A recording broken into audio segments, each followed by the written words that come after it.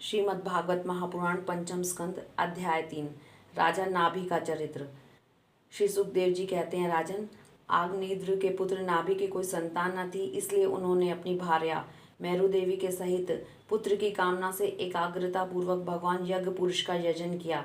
यद्यपि सुंदर अंगों वाले श्री भगवान द्रव्य, देश, काल, मंत्र, ऋत्विज, दक्षिणा और विधि इन यज्ञ के साधनों से सहज में ही नहीं मिलते, तथापि वे भक्तों पर तो कृपा करते ही हैं।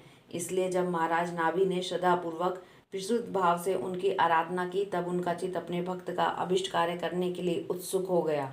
यद्यपि उनका स्वरूप सर्वथा स्वतंत्र है, तथापि उन्होंने प्रवर्गीय कर्म का अनुष्ठान होते समय उसे मन और नयनों को आनंद देने वाले अवयवों से युक्त अति सुंदर हृदय आकर्षक मूर्ति में प्रकट किया।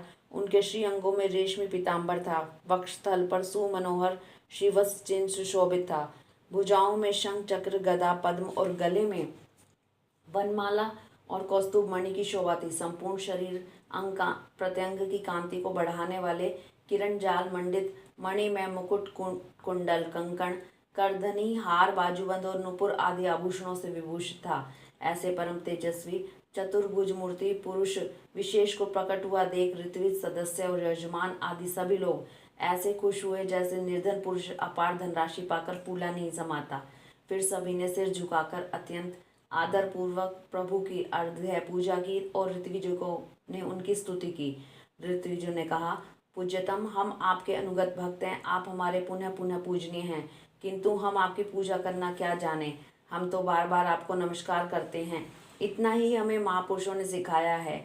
आप प्रकृति और पुरुष से भी परे हैं, फिर प्राकृतिक गुणों के कार्यभूत इस प्रपंच में बुद्धि फंस जाने से आपके गुणगान में सर्वथा असमर्थ ऐसा कौन पुरुष है जो प्राकृतिक नाम, रूप एवं आकृति के द्वारा आपके स्वरूप का निरूपण कर सके। आप साक्षात परमेश्वर हैं। आपके परम मंगलमय गुण संपूर्ण जनता के दुखों का दमन करने वाले हैं। यदि कोई उन्हें वर्णन करने का साहस भी करेगा तो केवल उनके एक देश का ही वर्णन कर सकेगा, किंतु प्रभु, यदि आपको भक्त प्रेम गदगद वाणी से स्तुति करते हुए सामान्य जल, विशुद्ध पल्लव, तुलसी और दूबर के अंकुर आदि सामग्री से ही आपका पूजन करते हैं, तो भी आप सब प्रकार से संतुष्ट हो जाते हैं।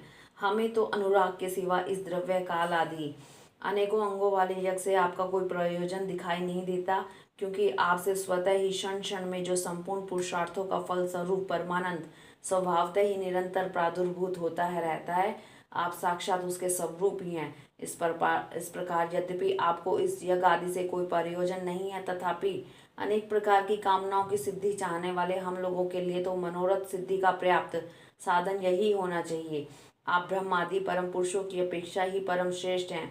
हम तो यह नहीं जानते कि हमारा परम कल्याण किसमें है और न हमसे आपकी यथोचित पूजा ही बनी है, तथापि जिस प्रकार तत्वज्ञ पुरुष बिना भुलाए भी केवल करुणावश अज्ञानी पुरुषों के पास चले जाते हैं, उसी प्रकार आप भी हमें मोक्ष संज्ञक अपना परम पद और हमारी अभिष्ट वस्तुएं प्रदान करने के लिए अन्य साधारण यज्ञ दर्शकों के समान यहाँ प्रकट हुए हैं।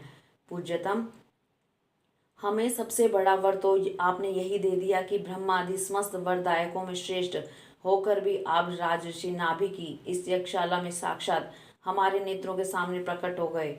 अब हम और क्या वर मांगे।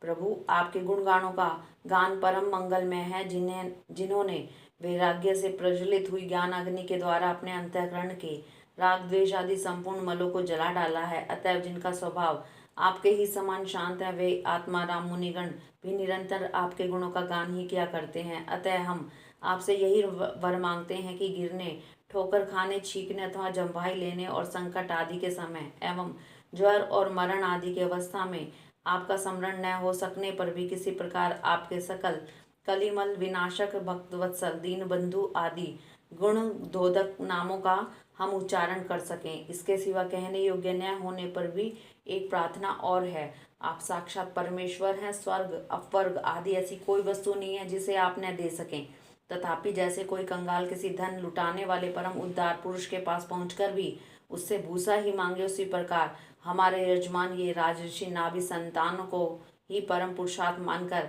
आपके ही समान पुत्र पाने के लिए आपकी आराधना कर रहे हैं। यह कोई आश्चर्य की बात नहीं है। आपकी माया का पार कोई नहीं पा सकता और न किसी के वश में ही आ सकता है। जिन लोगों ने महापुरुषों के चरणों का आश्रय नहीं लिया, उनमें ऐसा कौन है जो उसके वश में नहीं होता। उसकी बुद्धि पर उसका पर्दा नहीं पड़ जाता और विषय रूप विषय का वेग उसके स्वभाव को दूषित नहीं कर देता। देव, आप भक्तों के बड़े बड़े काम कर देते हैं। हम मंदमतियों ने कामनावश इस तुच्छ कार्य के लिए आपका आह्वान किया है। यह आपका अनादर ही है, किंतु आप समदर्शी हैं, अतः हम अज्ञानियों की इस दृष्टता को आप क्षमा करें। श्री सुखदेव जी कहते हैं, राजन, वर्ष अधिपति नाभि के पूर्व ऋतविजनों ने प्रभु के चरणों की वंदना करके जब पूर्वोक्त स्त्रोत्र से स्तुति की, तब देवश्रेष्ठ श्री हरि ने करुणावश इस प्रकार कहा। श्री भगवान ने कहा, ऋषियों, बड़े असमंजस की बात है। आप सब सत्यवादी महात्माएं, आपने मुझसे यह बड़ा दुर्लभ वर मांगा है कि राजऋषि नाभि के मेरे समान पुत्र हो। मुनियों, मेरे समान तो मैं ही हूँ, क्योंकि मैं अद्वितीय हूँ। तो भी ब्राह्मणों का वचन मिथ्या नहीं होना चाहिए। द्विज कुल मेरा ही तो मुख है, इसलिए मैं स्वयं ही अपनी अंश कला से आग्नेद्र नंदन नाभि के यहाँ अवतार लूंगा, क्योंकि अपने समान मुझे कोई और दिखाई नहीं देता। श्री सुखदेव जी कहते हैं, महारानी मेरु देवी के सुनते हुए उसके पति से इस प्रकार कहकर भगवान अंतर्ध्यान हो गए। विष्णुदत्त परीक्षित, इस यज्ञ में महर्षियों द्वारा इस प्रकार प्रसन्न किए जाने पर श्री भगवान महाराज नाभि का प्रिय करने के लिए उनके रनिवास में महारानी मेरु देवी के गर्भ से दिगंबर सन्यासी और उधर व्रेता मुनियों का धर्म प्रकट करने के लिए शुद्ध सत्व में विग्रह से प्रकट हुए। हरिओम तत्सत।